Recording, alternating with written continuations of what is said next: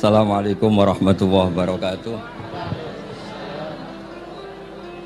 Bismillahirrahmanirrahim. Nahmaduka ya ghafuru ya syakuru. Shalli wa sallim barik ala sayyidina Maulana Muhammad wa ala alihi wa sahbihi asma'in. Nama ba'du. Teng ngerso para keluarga besar Kiai Haji Akil Sirot wabil khusus teng wau niki pernah paman kalian kula. Terus gada otoritas meksa. Tapi itu saya keren yang bihan malah pernah mbah, nggih pernah mbah, nggih putrine guru kula niku dimanfaatno beliau kayak gitu. Nggih sedanten para habaib wonten Mas Arif Kapolres sedanten ingkang kula hormati. Niki paling kula ngisi nampung 20 menit niku mun top niku mun. Terus katanya niku ahlul ilmi dihormati, tapi nyatane dipeksa. Terus memang banyak paradok dalam ilmu usul fikih. Ilmu usul fikih itu ilmu yang menjadikan orang itu bisa berpikir. Gitu. Kalau tak cerita tentang pertama tentang Kiai Akil sing al-ma'ruf bi ahli nahwi. Nahwu riyen di era dulu itu dadekno tiyang dadi wali. Sampai disebut hatta nahat qulubuhum li nahwihi famin azimi sya'nihi lam tahwihi. Terus orang-orang baik niku ketika usul teng pangeran nyebut Allah la ilaha illallah mboten saged. Sagete namung nyebut dhamir sya'an niki niku hu. Akhirnya kathah toreko sing ha hu niku gara-gara ahli nahwu niku. Nah, disebut fauribat makna dhamiris sya'ni. Jadi ngelafatkan la ilaha illallah tidak bisa tapi hu bisa. Mergi ke Jawa ini tukang ngakali, terus hukum itu diakali. Sajane teke hadis ini mangkana akhiru kalamihi la ilaha illallah dakhalal jannah. Tapi ada kekhawatiran pas la ilaha mati. Lah la ilaha mati ra radi kaya ateis. Ora ono pangeran maujud mati. Sampeyan kan gak iso janjian mbek Israel. Kan mboten saged weanan, mboten saged kong kali kong. Nah, daripada la ilaha niku resiko karena takut mati pas la ilaha dereng illallah, terus Ki Jawa mulai nalkin ngangge Allah. Tapi Allah sarasan itu tidak mewakili la ilaha illallah. Akhirnya diambil dhamir sa'an fa'alam annahu la ilaha illallah. Niku asal usulnya. Cuma kebetulan thariqah kita tidak jalur itu, tidak jalur yang lewat dhamir napa? Sa'an. Tapi sementing tadi dawuhe Kiai Mustafa, sementing kita tahu secara ilmu. Terus nomor kali cerita uzlah wow. Kalau memang benar-benar uzlah. Terus kalau ini diundang acara-acara publik kemarin di Habib Jindan gitu, hanya di halaqah ilmiah. Kemarin terakhir beliau ngerayu ini jari marrotan wahidah. Ini saya pegang. Dan itu dicatat di Loh Mahfud. Dan ciri utama Kiai itu tidak membatalkan perjanjian. Jenengan jauh marrotan wahidah Mas niku. Ben gelem. Terus ngeten kula cerita sithik tentang ilmu yang sering kula utarakan. Di antara kitab yang dipakai guru-guru kita sing dilanggengi Mbah Mun Maus kitab Ihya. Kula dari sekian cerita Ihya yang paling kula kenang niku bahwa ternyata Allah itu andaikan boleh dibahasakan niku cara berpikir tuh dalam bahasa tafsir disebut tanazul niku wong ben kaya orang kebanyakan. Saya ulang lagi supaya orang tuh kayak orang nopo kebanyakan. Ada dua ahli neraka yang dipanggil, yang satu ditakoki cung ning neraka piye rasane syarru makan mboten enak Gusti. Terus pangeran diken balik ya sekono cung mlayu balik nang neraka. Niku tiangnya lari kencang, sekencang-kencangnya. Semangatnya seneng ngapain kon balik ning neraka. Ditakoki mbek pangeran, "Lho cung kon mara neraka kok seneng?" Kula nu pun kapok Gusti, kula nu nyesal ketika di dunia nak jenengan utus niku lelat-lelet. Niki kula tobat dengan bukti dikan jenengan teng neraka kula mlayu. Lho nu pangeran akhirnya haru wong kok semangate mlebu neraka kaya ngono. Mergo diperintah pangeran. Ya terus niki ijazah jenengan akan mlebu neraka jenengan sing semangat nggih. Karena zaman ning donya sering diperintah Allah mboten napa? Semangat. Nah niku kemungkinannya dibarno, kemungkinannya dipanggil. Lah yang itu terus dipanggil oleh Allah. Ya wis kaya wong apik, tak kongkon nurut tenan, semangat tenan, terus diken mlebu swarga. Nah niki ijazah pertama nggih. Dinaken mlebu neraka sing napa? Semangat. Sing kedua niku dipanggil ku plengakan lelat lelet. Kados kula diutus Gus Mus niki nelpon kula mboten purun, akhirnya ning Bika jare matur Gus Subak. Turuti ya, aku diamuk Bika jare Bapak. Terus niki melibatkan sekian pihak untuk memaksa saya datang ke mriki. Aduh, repot sawang kempek niku. Repot nyen repot. Mugi-mugi di sepuro ngoten. Yang kedua niku diken mlebu neraka malih lelat lelet ndelok pangeran mboten semangat. Ditakoki mbek pangeran, kenapa kamu tidak semangat? Saya itu tidak pernah ngira jenengan yang baik sudah masukkan saya ke surga, kemudian jenengan nyuruh lagi saya ke neraka. Saya tidak pernah mengira engkau itu seperti itu. Terus Allah nggih, ana indadzoni abdibi. Ya ora apa-apa, swarga wae swarga. Ini dua ijazah untuk sampean supaya bisa masuk napa? Swarga.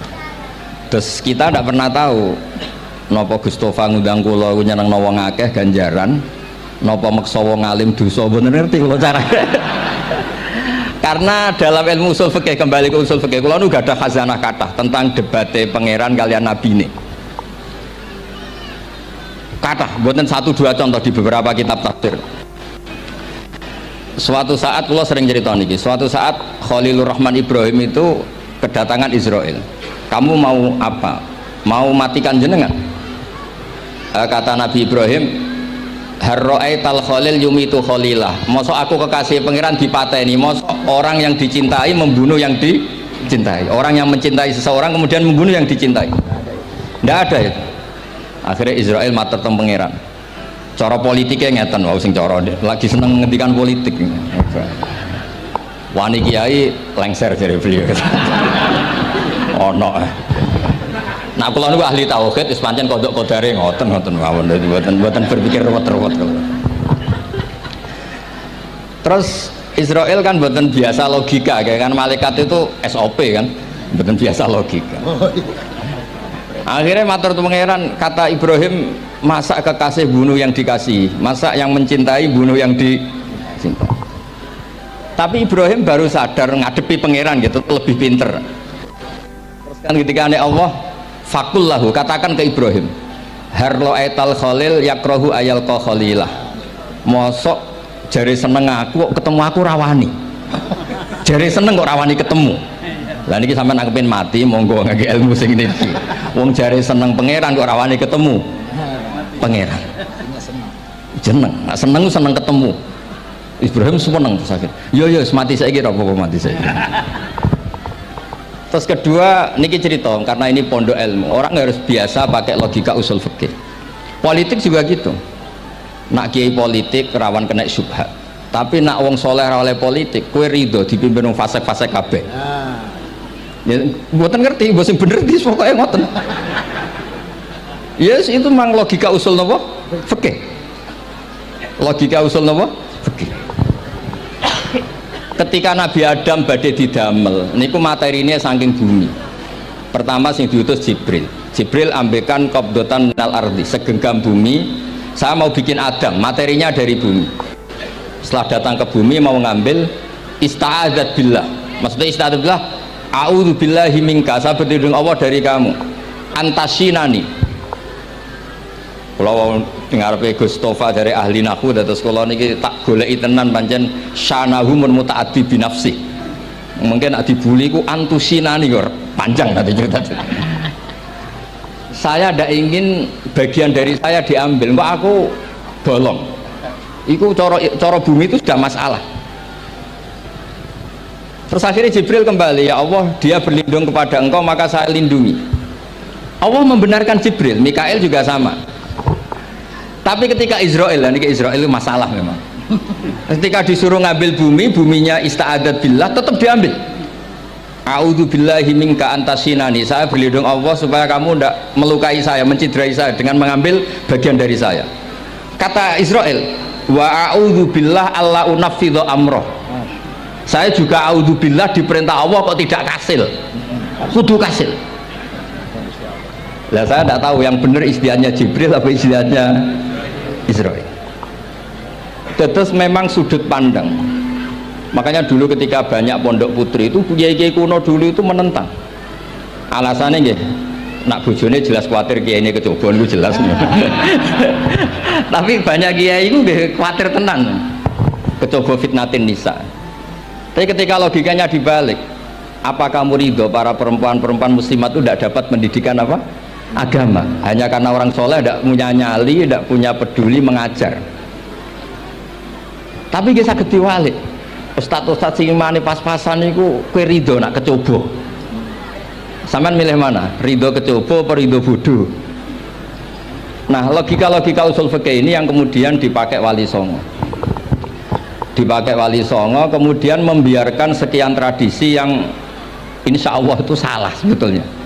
Tapi tidak sebanding dengan asmani Allah Subhanahu wa taala. Misalnya begini. Nggih niki dirungokno mawon. Sampeyan ra paham mboten napa-napa. Sampeyan nak ra paham wis anggap ae tawadhu. Sepantese wong awam yo ora paham. Nak paham dadi kiai. Terus biasa mawon sampeyan nak ra paham aja tersiksa. Umpamane jenengan mboten kiai kok kon paham. Nah sampean pinter kados kula mestine ora ngrungokno, semangate hasud. Terus rivalitas perkara. Nah cara Mbah Mun nak cerita ngoten, dhisik kowe zaman bodho iku angger kiai mbok cucuk. Bareng padha kiai niku koyo saingan.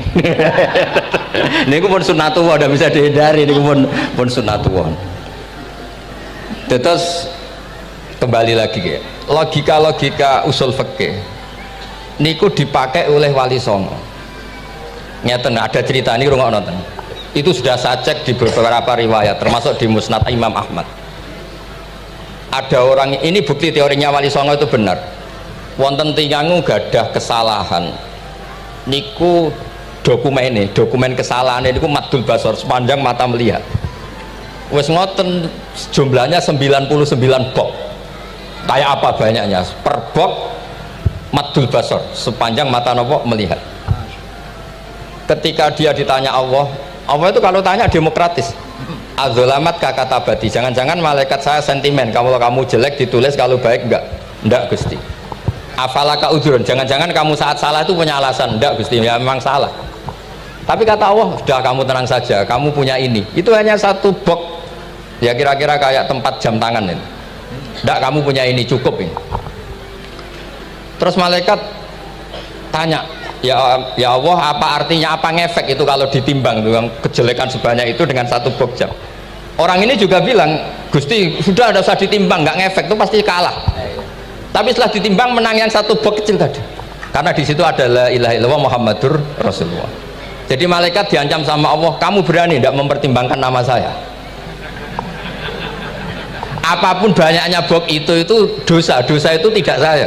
Kalau ini la ilaha illallah itu nama saya. Kamu berani tidak mempertimbangkan nama saya? Ya tidak berani Gusti, ya harus dimenangkan. Nah itu semalahnya kalau pengajian ini ya ono ikhtilatur rijal wan nisa, tapi baru kayak ngaji di sepuro. Ya aja muni halal tapi ya aja muni terus gak ono faedahe.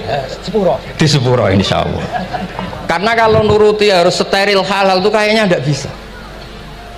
Terus di situ ditutup fala yaskulu ma'asmillahi ta'ala syai'un. Dibanding asmane Allah Ta'ala sesuatu itu tidak ada nilainya, pasti menang Allah Ta'ala. Sehingga banyak ulama ngendikan kowe nak berdosa bersalah moco iki. Dan kalau anda dosa misalnya catatannya satu box terus di bawah ada astagfirullah, malaikat ditanya sama Allah, kamu berani tidak mempertimbangkan nama saya disebut di situ? Enggak berani. Nah saya ini ribuan orang yang ngundang, saya berani mengabaikan. Bareng ono wong ngaku mbah ya mbah tenan wae. Ya terus ngoten, kowe wani gak mempertimbangkan Gustofa sing mantune Mbah Maimun. Ya. Semoga cara pandang malaikat nanti seperti itu. Tapi nanti kalau malaikat cara pandang, mbah kok tukang makso putu. Itu mbah model opo. Nah saya ini sudah ngalah satu kali. Berikutnya logika kedua yang insya Allah terbangun di kalangan malaikat, yaitu mbah ora oleh maksa napa butuh. Neng dinggon mbah yang baik putune dolanan di Barno. Ini ora. Putu lagi asik-asik dolanan. Rene. Penyapu. Nah, itu udah jenis mbah yang baik. Terus kalau suwun lah ngaji usul fikih yang serius karena itu menjadikan kita bermartabat. Kulo niku sering lepas jenazah tangga-tangga kulo nggih penggene delok TV, nak bengi nggih ngelamun, ngayal sugih, kadang yo ngapalo tikus sing liwat dhuwure saking ora ana penggawean. Tapi kulo nang lepas jenazah ini orang baik. Sampai bojone protes, "HP opo lho Gus, angger bengi ku mau ngelamun ngitung tikus liwat, ngitung apa." Terus kulo matur, ngitunge aja ngono, ngitunge tarokal ma'asiya. Wong ning omah itu artinya tidak dugem, tidak melakoni maksiat. Itulah yang menjadikan usul fikih itu ilmu yang sangat terhormat. Coba kalau Anda jadi pakar usul fikih kayak saya, mengkaji betul usul fikih. Orang tidur semalaman jangan bahasakan tarokat tahajud, wa tarokal witro, wa taroka qiyamal lail. Tapi bahasakan taroka zina, wa tarokal ghibah, wa taroka kada wa kada minal ma'asi. Keren buatan? Keren. Kalau kamu udah ahli usul fikih maka kiai kok amen turu, kiai kok guyon suwengi. Lu kiai guyon suwengi itu melawan, kiai itu ustaz juga manusia, karena bengi itu ya kepen nonton, tapi kan buatan pantas. Akhirnya korbannya santri ini dijak guyon gak jelas. Lah apel ning rodo ya ora pantes. Ngelawan nafsu itu berat, caranya ya dilalek-lalekno guyon niku. Lah muga-muga malaikat kabeh ahli usul fikih nganggep ngono iku perlawanan terhadap keinginan apa maksiat. Ngaji ora. Malaikat ngaji ora. Makanya itu disebut di kitab usul fikih Tanghubul Usul itu izma min mubahin illa wa yatahaqqaqu bihi tarku haramim ma. Fa yalzamu minas sukun tarkul qatli wa minas sukut tarkul ghibah. Tidak ada sesuatu yang mubah kecuali saat Anda lakukan, saat itu juga Anda meninggalkan keharaman. Maka sebetulnya mubah ini punya nilai yang luar biasa, yaitu tarkul haram atau tarkul ma'asi. Jadi sama ini sama rumah kukar kukur, melebu metu, kukar kukur meneh, melebu metu, bariku turu angop ngorok. Nah semoga malaikat ini al usuli sehingga ngitung itu hada tarokal ma'asiyah kullaha. Hebat ini orang yang tinggal nopo maksiat. Tapi nak malaikat itu jenis rada ekstrim. Alumni kempek suwengi ra tahajud ora witir ku alumni opo. Mulane kalau niku ngaji usul fikih terus supaya diperdengarkan ke malaikat. Supaya teorinya pakai usul nopo? Fikih. Jadi kalau melihat kita melakukan mubah niku dihitung tarkul nopo? Maas. Nah ini pentingnya ngaji.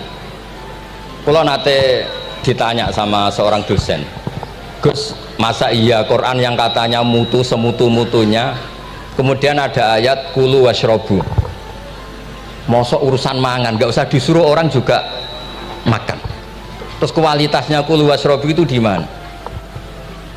Terus kalau jawab, terus sorokan yang penting wopo rapat utawa seminar. Ndak ada rapat, ndak ada seminar itu kamu ndak mati, tapi kalau nggak makan itu mati. Penting mana? Ya penting makan.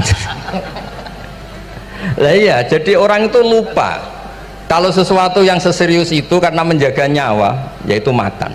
Terus karena makan tuh hal yang murah dianggap biasa, itu bahaya. Sehingga sebetulnya yang kita bisa jadi wali lewat hal-hal keseharian tidak bisa jadi wali karena tadi. Saya punya hadis, ini mudah sekali untuk Anda jadi wali. Bahkan di atas wali lah. Inna woha ta'ala layar do anil abdi, pakai inna masih pakai lam taukid. Inna woha layar do anil abdi ayakulal aklata fayahmadahu alaiha aw yasroba syarba fayahmadahu alaiha. Allah itu sangat ridho ada orang makan satu asupan kemudian dia muji Allah. Loh, orang tidak punya alpat itu tidak mati, tidak punya tanah ribuan hektar itu tidak mati, tapi kalau nggak makan sesuap nasi mati. Penting mana?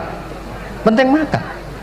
Tapi gara-gara kamu tamak untuk syukur nunggu punya alpat, untuk syukur nunggu punya tanah banyak, Anda ini bodoh. Mau syukur saja syaratnya kok banyak. Jadi sebetulnya kalau kita mau jadi wali itu cukup setiap makan itu kamu syukur. Fayahmadahu alaiha aw yasroba syarba fayahmadahu alaiha. Makanya wali-wali dulu kalau didik raja yang sedang berkuasa itu ditanya, kamu raja besar, punya pengaruh besar, andaikan kamu di padang pasir dan kemudian Anda tidak mendapatkan air, sama sekali. Apakah kamu menggantikan kerajaan kamu demi beli satu seteguk air? Iya, akan saya beli karena saya kalau tidak minum mati. La tafrah bimulkin la yusawi jar'atamain. Kamu jangan bangga dengan sistem kekuasaan yang tidak senilai dengan seteguk air. Orang nggak jadi raja itu nggak mati, tapi kalau nggak minum mati. Terus akhirnya dosen itu tahu, wah berarti kulu wasrobu itu luar biasa, Gus. Sangat luar biasa. Makan dan minum itu luar biasa. Makanya terus ada kiai mertamu mangan. Kalau tadi baru datang kon mangan, di sini ya ada mangan. Ya saya anggap aja itu proses jadi wali, ngoten mawon. Jadi segampang itu jadi wali. Nah, kemudian gara-gara torekoh terus jadi wali ku repot kon maca 10.000 wiridan kon opo. Kesuwen nih cara-cara kesuwen. Karena ini partai gak torekoh tadi. Dulu abahnya Mbah Maimun Mbah Zubair itu kalau disuruh wiridan lama-lama itu nggak mau. Sementing diridani pangeran, maca kok akeh-akeh. Nah, itu partainya partai ahlul ilmu. Ya partainya partai ahlul apa? Ilmu. Nah kemudian karena saya ini nekuni tafsir ya, itu saya kepengen ya menggerakkan supaya ilmu Quran itu menarik. Caranya apa? Cari sisi ekstrimnya. Kalau bolak-balik, kenapa sih orang nggak janggal? Nggak janggal itu udah iskal. Quran itu kan kalamu, salah lagi Quran itu kalamu. Masa iya Allah yang Tuhan kemudian ngendikan iya kana butuh iya kanas tai. Kepadamu aku menyembah. Masa Allah ngendikan gitu pada kekasihnya Nabi Muhammad? Padahal Allah itu al-ma'bud, bukan abid. Allah yang disembah, bukan yang menyembah. Semua ahli tafsir, saya bukan bilang sebagian, semua ahli tafsir pasti ngendikan begini. Wa yuqaddaru qabla qaulihi ta'ala iyyaka na'budu qulu. Sebelum iyyaka na'budu itu ada kata yang disimpan yaitu qulu. Jadi iyyaka na'budu itu betul ngendikane Allah, cuma sudah dikasihkan Jibril kepada umatnya Rasulullah. Jadi Jibril bilang gini ke Rasulullah Muhammad, qul iyyaka na'budu. Kemudian Nabi juga bilang ke umatnya qulu iyyaka na'budu. Jadi ini kalam Allah yang sudah milik kita. Nah berhubung milik kita, kita sah mengatakan iyyaka na'budu. Karena kalau tidak janggal, masa iya Allah berdoa ihdinas siratal mustaqim, tunjukkan kami jalan yang benar. Lah kalau ihdinas siratal mustaqim kalam Allah berarti kan Allah yang berdoa. Nah, sehingga semua tafsir bilang sama, wa yuqaddaru qabla qauli ihdinas siratal mustaqim qulu. Nah, terus ada mufassir lain bilang jangan mulai iyyaka na'budu ya semuanya, mulai bismillah, qulu bismillahirrahmanirrahim. Masa iya Allah sendiri yang bilang bismillahirrahmanirrahim? Nah, dengan tafsir seperti ini terus kita akhirnya lagi-lagi kembali ke usul fikih, kembali ke balaghah, kembali ke nahwu. Kalau enggak, ya Anda akan menafsiri Quran pakai logika Anda sendiri. Sampai ada mungkirus sunnah. Pokoknya sementing kembali ke Quran. Orang roh Quran itu kayak apa? Saya kemarin ngaji di Sedan di daerah saya bilang, Sayyidina Umar itu Islam sebelum minta hidayat. Khalid bin Walid ya Islam sebelumnya ya tidak minta hidayat. Nah itu kan janggal. Padahal katanya Quran itu hudal lil muttaqin, petunjuk bagi mereka yang takwa. Padahal tidak ada sabkut takwa untuk Umar. Umar tidak pernah takwa, tapi nyatanya Islam. Bahkan dia masuk ke rumahnya Zaid bin Arqam itu mau bunuh Nabi, mau nyari Nabi, bukan mau Islam. Tapi ketika dengar iparnya membaca Toha ma anzalna alikal Qur'ana litasqa, kemudian dia masuk Islam. Lalu gimana tentang hudalil muttaqin, petunjuk bagi mereka yang takwa? Banyak ulama yang mengatakan lil muttaqin itu balaghahnya lil iktifa, lil muttaqina wa ghairihim. Jadi Quran itu petunjuk bagi yang takwa dan yang tidak takwa. Dan itu di bahasa Arab sah. Di bahasa Arab sah. Misalnya gini ya, kalau sampean punya ponakan dolan, cong-cong nang mangan. Ya maksudnya ya mangan mbek ngombe, mangan tok seretan mati kan. Itu kan satu paket. Sarobila taqikumul harra wal barda. Pakaian yang melindungi dari panas. Di situ gak disebut wal barda, tapi artinya juga wal barda. Karena kalau tidak diartikan lil iktifa, nanti Quran itu memberi petunjuk bagi yang sudah muttaqin. Corong doang nguyai segoro, wis takwa kok. Nah ini kita butuh ahli tafsir yang al-usuli. Karena itu yang menjadikan Quran punya kualitas lagi. Seolah lagi punya kualitas lagi. Kalau ndak, Quran tuh kayak biasa-biasa saja, kayak tadi kulu wasrobu kayak dan seterusnya dan seterusnya. Jadi kalau suwun barokahnya hormat sama orang alim kados Ki Akil, Ki Siras dan tuna keluarga mriki. Orang menghidupkan logika ilmu lagi. Jadi kalau seneng lah nak dalam Gusmus ahli ilmu boten krono niat fakir boten. Biar sampean ngerti lah kalau ngadepi ahlul ilmi itu pun boten level. Ahlul ilmi itu kalau punya logika itu tidak bisa dibantah. Saya beri contoh sekian contoh yang nyata yang diajarkan Rasulullah SAW. Nabi itu pernah mau dipermalukan orang karena Nabi ngendikan la adwa wala tiarata, tidak ada penyakit menular. Terus ada orang iseng kok onta yang kena kudisen itu dijejerkan yang waras ikut kena kudisen. Terus orang ini tanya, ya Rasulullah ini tadi sehat tapi kena onta yang kudisen ikut kudisen. Nabi tanya lagi, faman adal awal, yang kudisen pertama ketularan siapa? Wah itu dari Allah ya, maksud saya seperti itu.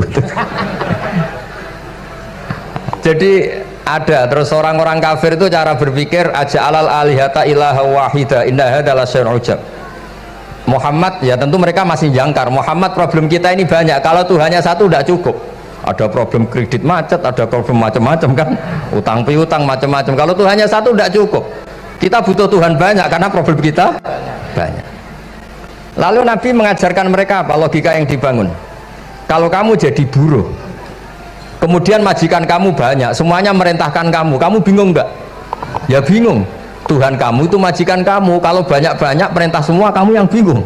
Ya sudah mat Tuhannya satu saja. Itu disebut wadorobawa rasulan dorobawa masalah rojulan fihi syuraka umutasakisuna warojulan salamal lirrojul. Nah sekarang itu kita ini mulai kehilangan fatonahnya Rasulullah SAW. Nabi dulu itu kalau nerangkan ilmu itu logikanya gampang sekali, logika yang dibangun tuh gampang sekali.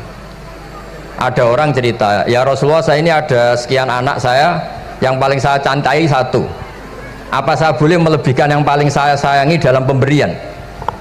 Nabi jawabannya itu tidak langsung jangan enggak. Apakah kamu berharap bahwa mereka semuanya baik ke kamu? Iya semuanya saya ingin baik ke saya. Ya kalau gitu jangan gitu. Kan tidak fair kita mengunggulkan yang satu, melebihkan yang satu, sementara kita berharap semuanya baik. Itu tidak fair kata Nabi. Jadi dulu Nabi itu terus ini yang cerita fikih. Dulu Ahlul Madinah itu mangga itu masih pentil sudah dijual. Pentil dijual harganya 2 juta. Masa iya pentil harganya 2 juta? Karena dengan asumsi sudah jadi mangga. Tapi ketika Nabi datang di Madinah dan penduduk Madinah itu abkhosna sikailan, orang paling buruk dalam pertimbangan dalam jual beli, Nabi cara ngendikan itu unik. Aro'aitum lau anna waha yamna'us samroh fabima yastakhillu ahadukum mala akhi. Kalau pentil ini ternyata kena angin terus kemudian tidak jadi buah, lalu kamu nerima uang 2 juta itu atas nama apa? Atas nama beli pelem, nyatanya belum jadi mangga. Mosok kalau pentil seharga 2 juta. Semenjak itu terus Ahlul Madinah sadar kalau jual buah itu nunggu ba'da buduwi solahiyah, setelah samroh ini berbentuk. Tapi Nabi tetap ngendikannya pakai logika. Nah sekarang banyak kiai yang sidik-sidik neraka-neraka, Nabi itu ngajari logika. Ada pemuda dia itu hipersek, mau masuk Islam tapi tetap boleh bebas. Saya ini ingin Islam tapi jangan larang seks bebas. Wah itu sahabat semuanya melarang ketemu Nabi karena ini ngawur betul, masa pamit Islam kok. Tapi setelah gaduh, Nabi tanya, kenapa gaduh? Ada pemuda mau masuk Islam tapi yasta'izinu fi zina, dia minta izin supaya tetap boleh zina. Kata Nabi, suruh saya ke sini. Setelah datang di depan Rasulullah, logika yang dibangun Nabi itu luar biasa. Atuhibbuhu li bintik, kamu suka punya anak putri kemudian jadi demenannya orang laki-laki hidung belang? Ya enggak, saya bunuh orang itu. Andaikan itu ke ibu kamu, saya bunuh orang itu. Atuhibbuhu li bintik, atuhibbuhu li ummik, atuhibbuhu li ukhtik, atuhibbuhu li kholatik. Kamu suka punya anak putri yang jadi demenannya orang? Ya tidak suka ya Rasulullah. Kamu suka kalau punya ibu didemeni orang banyak? Ya tidak suka Nabi. Sampai otaknya itu yastakbihu zina, sehingga otaknya itu wah zina itu buruk betul. Akhirnya ya Rasulullah sudah, saya mau masuk Islam tanpa zina-zina. Karena logika yang dibangun Nabi itu luar biasa. Nabi pertama mengingatkan atuhibbuhu li bintik, atuhibbuhu li ummik, atuhibbuhu li ukhtik, atuhibbuhu li kholatik, sampai dia nggak bisa apa-apa. Sudah Nabi sudah. Jadi logika ini yang harus kita waris. Lagi-lagi kembali yang bisa waris itu ahlul ilm. Sama itu kan kayak diskusinya Nabi Yahya dan Nabi Isa. Nabi Yahya itu suka berkawan orang-orang soleh. Setiap berkunjung di mana itu nyari yang orang-orang soleh. Ditanya kenapa kamu berkawan orang soleh? Ya berkawan orang soleh itu asik. Tapi kalau Nabi Isa enggak. Kalau ada desa-desa yang masih hitam, masih merah itu dikunjungi, kemudian dibina. Ditanya sama Nabi Yahya, lima anda tanzilu ala syirarin nas, kok kamu kumpul orang-orang yang kayak gitu? Jawabnya beliau, innama ana tabibun udawil mardo. Di mana-mana Nabi itu ya dokter, di mana-mana dokter nyembuhkan yang sakit. Jadi dulu logika kebalikan itu dibangun, sehingga dulu ulama khilaf itu ikhtilaful a'immah apa? Rahmah. Masyhur itu. Saya sering cerita dan itu ada di kitab Khilyatul Auliya. Nabi Yahya itu lebih ceria. Nabi Isa itu agak sering cemburut. Atau kebalikannya, pokoknya yang satu tuh mali aro ka'abisan ka'annaka taqnatu mir rahmatillah. Kamu kok sering cemburut, seakan-akan rahmat Allah itu terbatas, wong kok ora iso syukur. Yang satu gojlok, mali aro ka dohikan ka'annaka ta'manu mim makrillah. Kowe kok guya-guyu, kok is bebas kok neraka wae gitu. Nah, sehingga ya itu tadi sudut pandang. Makanya saya sering cerita dulu kalau Said Abdul Al-Haddad itu tanya, "Cung kowe ngaji sopo?" "Ngaji si A." "Kiaimu tahu nangis?" "Ndak." "Ojo ngaji, kiaimu ati atos, kiai kok ora iso nangis." Tapi kalau Abdul Hasan Asadili kebalikan, "Cung kowe ngaji sopo?" "Ngaji si A." "Kiaimu tahu guyu nak ngaji?" "Mboten nate." "Ora usah ngaji wong ora iso syukur." Jadi nah itu yang akhirnya menjadi keseimbangan khaufau wa tama. Ada khauf, ada apa? Roja. Sehingga karena sudut pandang itu nggak bisa dihilangkan, sawalangnya nggak bisa dihilangkan. Ini yang sering diceritakan kisah itu kakaknya ini. Dulu Muhammad bin Hasan Asyibani, Imam Syafi'i itu lama sekali beliau jadi ulama top yang suka fikir. Dianggap fikir itu aman, ngeringankan hisab. Nggak jenengan fikir yang dihisab malaikat apanya kan? Kan nggak bisa ngisap jenengan, apa saja tidak punyanya problem. Nah setelah ngaji sama Imam Malik, Imam Syafi'i tanya, yang ilmunya setingkat jenengan siapa? Kata Imam Malik, sebetulnya Abu Hanifah, tapi orangnya sudah meninggal, tapi ada muridnya namanya Muhammad bin Hasan Asyibani. Kamu ke sana dari Madinah ke Irak, dulu tempatnya di Baghdad. Setelah di Irak, Muhammad bin Hasan Asyibani itu kalau ngitung uang tuh di meja, emasnya itu banyak, uangnya banyak, dia hitung di meja, malah kaget. Saya ini gedeng kiai, kedrunya ini ketemu kiai, kedrunya. Ya karena Muhammad bin Hasan Asyibani itu wali, kamu tanya, kamu heran ya ada kiai kaya? Iya. Ya sudah, kekayaan ini kasihkan orang fasik, biar dipakai demenan, dipakai mabuk, dipakai ini. Terus, ya jangan, kalau kena orang fasik bahaya, jenengan saja. Semenjak itu Imam Syafi'i mulai rodok seneng duit. Jadi ada ceritanya soalnya kok diangen-angen, nah terus keterusan umatnya kayak gini-gini tuh. Jadi ini cerita nopo istihad, apa cerita nopo istihad. Sama pangkat juga sama. Gue seneng nak orang soleh-soleh tidak ikut ngurus negara ini, mau dikemanakan negara ini. Tapi ada yang berpikir gue seneng nak orang soleh terkontaminasi. Ya sudah monggo, sing serapayu jabat nggih berpikir zuhud, sing payu ya berpikir politik. Yang penting semuanya itu berdasar ilmu, yang penting itu semuanya berdasar apa? Ilmu. Karena ilmu ini basis yang paling diridani Allah Subhanahu wa ta'ala. Masyhur itu di Ihya sering diceritakan Imam Ghazali, ana alim uhibbu kulla alim. Kata Allah, saya ini alim dan sangat mencintai orang alim. Karena orang alim ini yang tahu perspektif. Orang yang enggak, yang ngiranya, saya ulang lagi, yang ngiranya itu enggak ilmiah, di depan orang alim itu sangat-sangat apa? Ilmiah. Yaitu tadi misalnya ada ayat wa min ayatihi manamukum billaili wan nahar. Masa iya tidur yang ngorok semua turunnya secara jelas kok jadi wa min ayatihi? Tanyakan ahli medis, sistem tubuh kita kalau nggak tidur itu kayak apa rusaknya? Dan toat pas-pasan ini satu-satunya solusi ya turu. bengi ngempet kepen delok dangdut, delok dugem. Bareng turu jebule esuk wis bar, alhamdulillah. Cara melek iman kamu seberapa? Tarikan-tarikan maksiat posisi kamu terjaga bisa kalah kan? Tapi kalau tidur sukses kan tarkul maksinya. Nah, karena tidur itu sukses menghilangkan maksiat disebut wa min ayatihi manamukum billaili wan nahar. Sampai Imam Ghazali ngendikan di makalah itu, sehingga nanti ibadahnya umat ini di akhir zaman an-naumu, ibadah terbaiknya itu tidur. Jadi mulane maksud kula ngeten lho. Sampai nanut jalur wong alim dia turu ya ibadah, tengok-tengok ya ibadah, jagongan nggih ibadah, gojol-gojolkan ambek kanca nggih napa? Ibadah. Karena ini semuanya kul bi fadlillah bi rahmati fa bidzalika napa? Falyafrah. Tapi kalau kamu tidak punya basis ilmu, adanya suudzon. Kiai kok jagongan guyon sewengi ku kiai opo?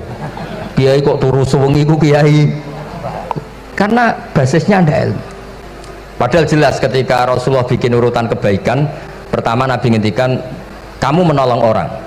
Jika tidak bisa, terakhir Nabi ngendikan takufu syarraka anin nas fa innaha shadaqatun minka ala nafsik. Tadi beliau juga cerita di nasihat Imam Mun, idza lam tuhsin fala tusi.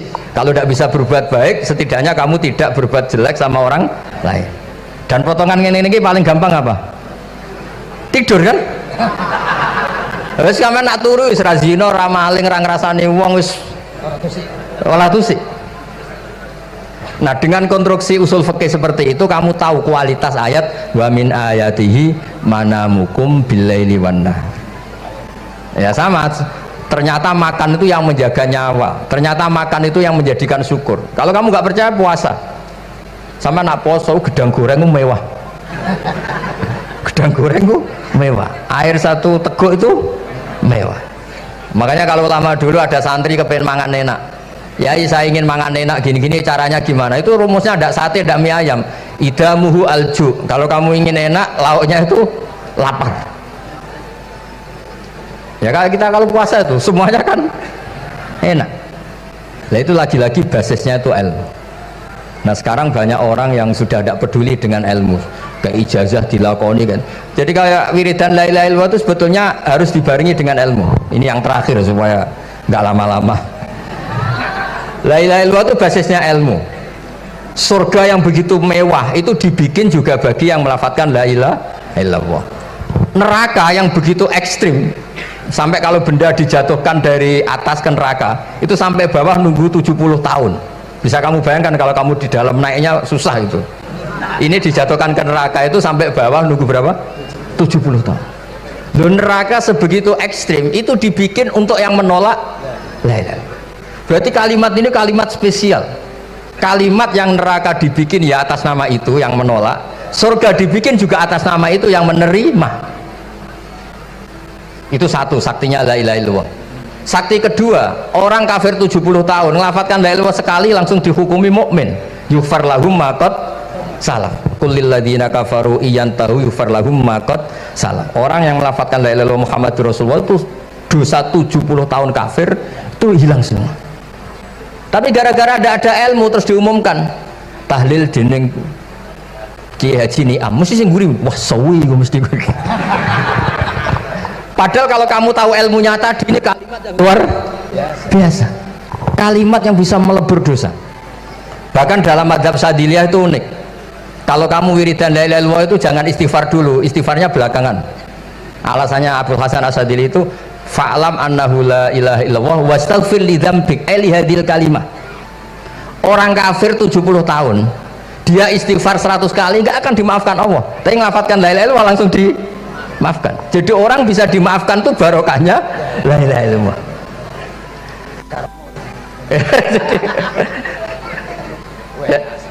Ya kan? Jadi orang kafir 70 tahun wirid istighfar 100 kali atau 1000 kali dimaafkan enggak? Enggak kan? Tapi kalau membaca la ilaha illallah dimaafkan. Jadi istighfar tuh ngefek positif itu kalau dibarengi la ilaha illallah. Makanya wastaghfir li dzambika bihadil kalimah. Kamu boleh istighfar berdasar hadil kalimah, berdasar la ilaha illallah. Tapi terus kemudian ya thariqah itu banyak, itu urusan rasa. Justru karena la ilaha illallah kalimat thayyibah harus disucikan dulu. Caranya istighfar dulu. Nah itu urusan monggo lah. Tapi apapun itu basisnya harus napa? Ilmu. Basisnya harus ilmu. Jangan malah sentimen. Wong di kuburan wiridan la ilaha dihukumi kafir. Nah, itu kan aneh. Wong kalimat ini yang kafir saja menjadi muslim, sekarang yang muslim menjadi kafir. Itu faham kok seaneh itu gitu kan. Ya karena basisnya ada ilmu tadi. Coba kalau basisnya ilmu, itu kan aneh betul. Hadil kalimah kalimatun soro bihal kafiru musliman. Fakaifa sorol muslimu bidzalika kafiron. Ini kalimat yang kafir saja menjadi muslim. Masa dengan kalimat yang sama yang muslim menjadi aneh gak? Aneh. Jadi kalau suwon, pokoknya basis ilmu harus sekuat-kuat. Ya caranya gini agak kiai kon sregep mulang ojo politik terus ngoten. Tapi politik itu bagian dari ilmu. Wis ra iso diterangno. Ya ngoten mawon. Assalamualaikum warahmatullahi wabarakatuh.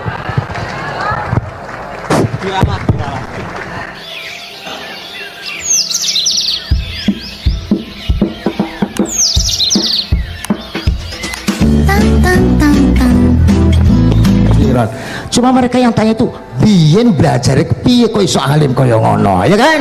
Nah, terangkan Gus, terangkan. Mati.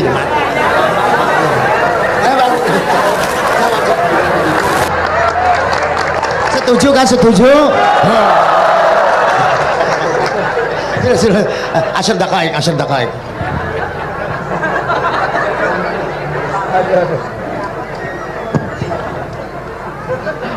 Andaikan pertanyaan itu ke Mbah Mun, mungkin jawabnya gurune sopo.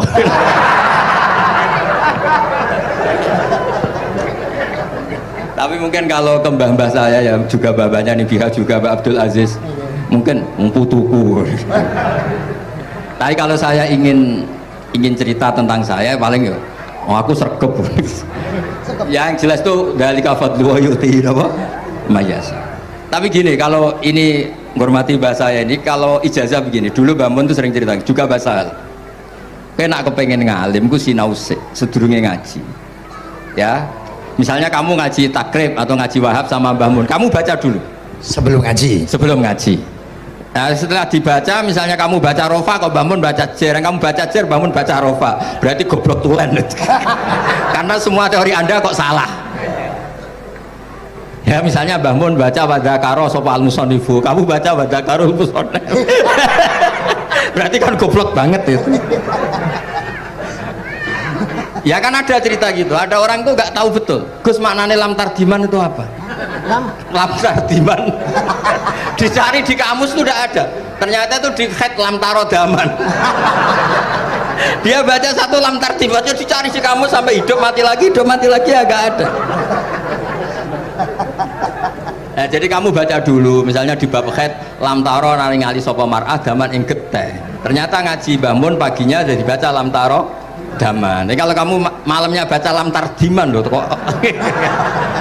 Jadi itu kata Dewi Mbah Mun mergo sorokan kabeh santriku ora mungkin. Carane ngecek kebenaran Anda juga maca sik.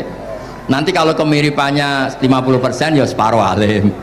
Kalau 70% ya serontok alim. Tapi nanti kalau kemiripannya sampai 100% dan berkali-kali, ya berarti kan sudah luar biasa. Jadi yang ngaji sama Ki Mustafa, Ki Niam, saya mohon santri-santri itu belajar dulu, biar bisa ngecek nanti guru saya baca kayak apa. Podo salah ya Gus. Kenapa lah? Podo salah. Karena kiai itu kalau salah ya mau ngalah. Ini ceritanya bangun betul. Ada kiai nggak tahu apa kakean mergawe kakean politik nggak tahu. Wal babi lan walang. Terus ada santri, kulo gak ada makna kok lawang. Ya walang sini lawang tuh. Mau ngalah. Terus watini lan wit alu. Gurune maca alu. Kulo gak ada makna kok elo. Lah ya wit telu kena gua alu. Tapi saya menangi kiai itu kalah sama santri itu. Saroko nyolong sapa wong albedo tangi anduk. Terus gurunya kaget. Cung kok anduk, Cung. Bareng didelok endok. Karena kalau pegon kan anduk sama andok itu podo ya. Ini ada podo. Tapi kiainya akhirnya kalah. Memangnya nyolong anduk boleh?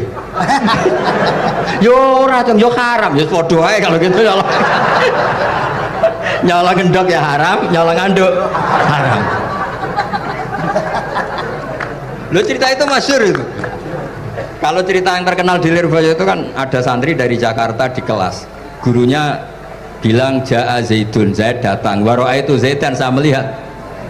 Si murid ini itu melihat pintu terus. Lama-lama gurunya itu tersinggung. Kamu diajari pelengahan nggak sopan. Habis Ustadz bohong. Lah kenapa bohong? Katanya Ja'a Zaidun, Ra itu Zaidan. Zaidnya mana?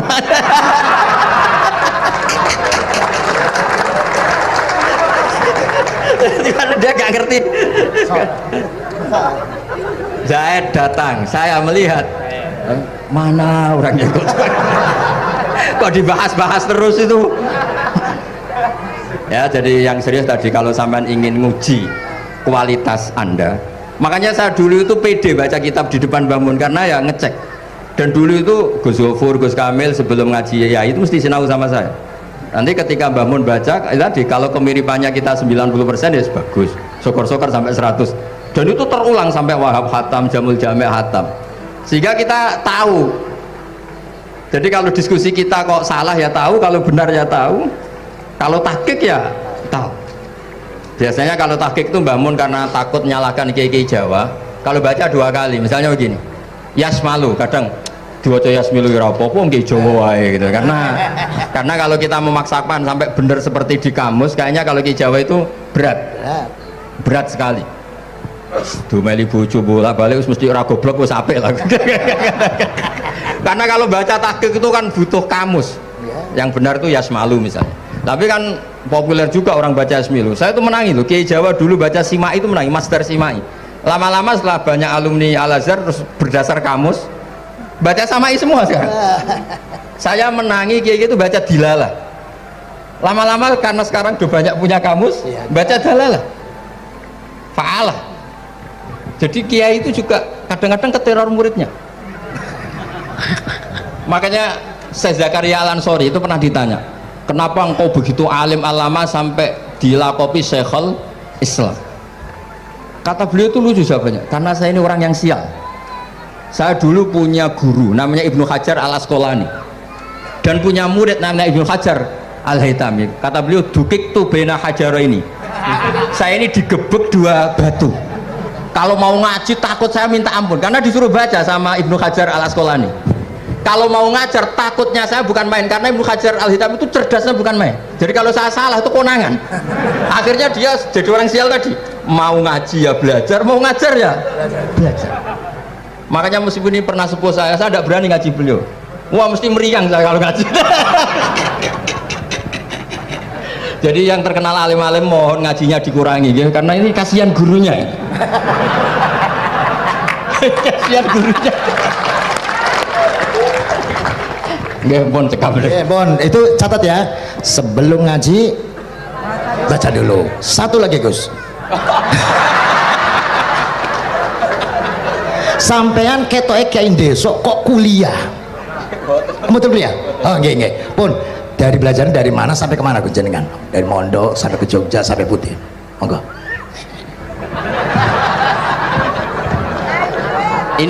Ini karena sesuai kontrak, nggak boleh nyulayani janji sekali aja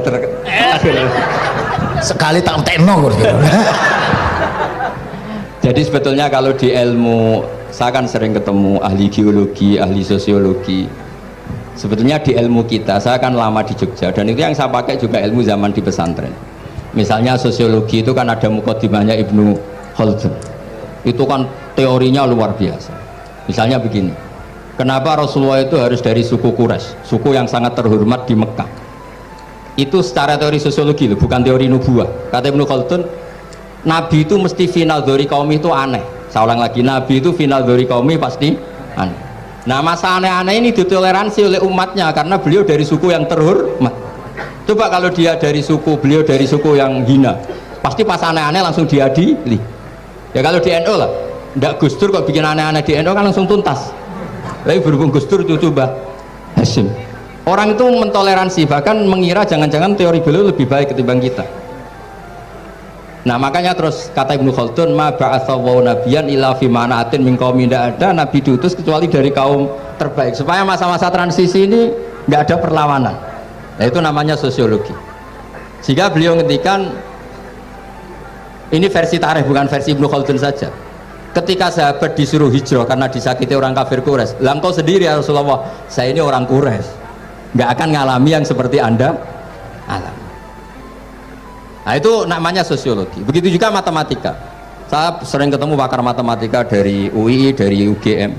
Misalnya bilang zakat kan 2,5% misalnya zakat tijar. Saya bilang kalau ngitung itu porogapit, padahal kita zaman sekolah porogapit itu pantangan. Tapi saya bilang saya punya matematika lebih cepat. Apa itu Pak Ba? Kalau manggil saya Pak Ba.